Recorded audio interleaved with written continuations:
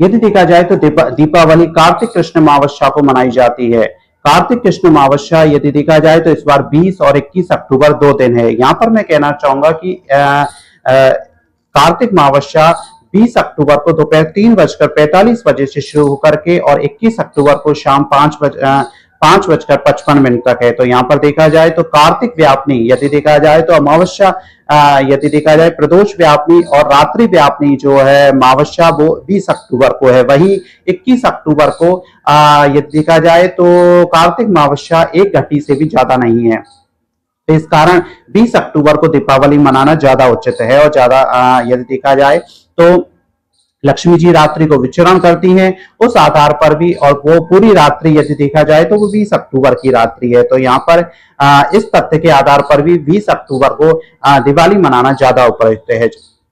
यहाँ पर मैं कहना चाहूंगा कि यह पूजन का जो समय है दीपावली पर वो प्रदोष काल में शाम को 5:51 से शाम को 5:51 से रात्रि 8:25 तक रहेगा। वही वृषभ लग्न शाम को 7:18 से और रात्रि को 9:15 तक रहेगा। वही यदि देखा जाए तो स्थिर लग्न और स्थिर नवमांश वो है वो 7:30 से 7:42 तक रहेगा। यहाँ पर यदि देखा जाए तो सिंह लग्न रात्रि को 1:48 से सुबह के 4:04 तक रहेगा। यहाँ पर आप किसी भी इन समय में आप पूजन कर सकते हैं।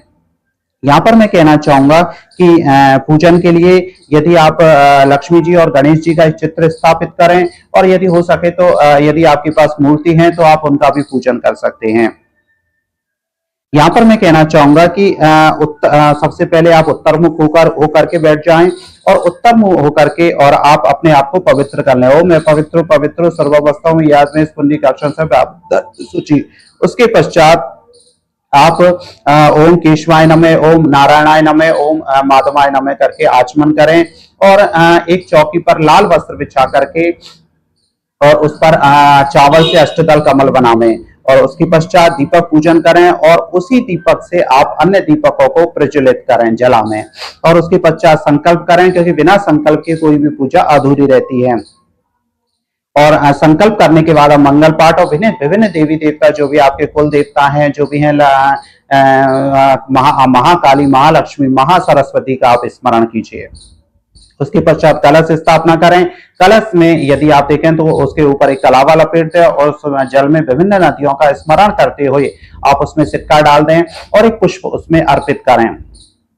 उसके पश्चात आप गणेश जी का पूजन करें। ओम समकश्चेव के तत्पश्चे कपलो गज कर्णके लंबोदरश्च वित्तो विघ्नाश्चो विनायके धूमकेतु गणाध्यक्षो भालचंद्र गजानन द्वादशानि नमानि च पठेक्षणु यादपि विद्यारंभे विवाहि च प्रवेश निर्गमित संकटे न जायते। उसके पश्चात नवग्रह भगवान का पूजन करें। ओम ब्रह्मा मुरारी त्रिपुरांतकारी वाणी शशिमं बुधो बुधश्च गुरुश्च शुक्र शनि राहु केतु सर्वे ग्रह शांतिकरा भवन्तु। उसके पश्चात आप षोडश मात्रा का पूजन करें। गौरी पद्मा सची मेधा सावित्री विजया जया देवसना स्वाहा स्वादा लोक मातृ लोक मात्र धरती पुष्टि स्थिता कुल देवता गणेशाच होता पूजा से षोडश है। यहाँ पर षोडश मात्राएं होती हैं, इनका पूजन। उसके पश्चात आपको महालक्ष्मी जी का पूजन करना चाहिए। महालक्ष्मी जी के लिए सबसे पहले आप आसन अर्पित करें और उनको चावल का आसन अर्पित करें जो भी है। और जो भी आप श्रद्धा से आपके पास जो चीज है उससे आप लक्ष्मी जी को आप आसन अर्पित करें। उसके पश्चात उनको स्नान कराएं, पंचामृत स्नान कराएं। यहाँ पर मैं कहना चाहूंगा कि और उसके पश्चात उनको वस्त्र अर्पित करें। यहाँ पर मैं कहना चाहूंगा कि यदि आपके पास कोई मंत्र नहीं आता है तो आप वस्त्रम समर्पयामि बोल करके कलावा वगैरह जो भी है आप उनको अर्पित कर सकते हैं। उसके पश्चात उनको महालक्ष्मी जी को आभूषणम समर्पयामि बोल के आभूषण समर्पित करें। उसके पश्चात उनको सिंदूर समर्पित करें। उसके पश्चात कुमकुम समर्पयामि बोल करके कुमकुम समर्पित करें। फिर अक्षर समर्पित करें। फिर पुष्प और पुष्पमाला समर्पित करें। उसके पश्चात धूप दीप नैवेद्य उसके पश्चात धूप दीप और नैवेद्य उनको भोग लगाएं।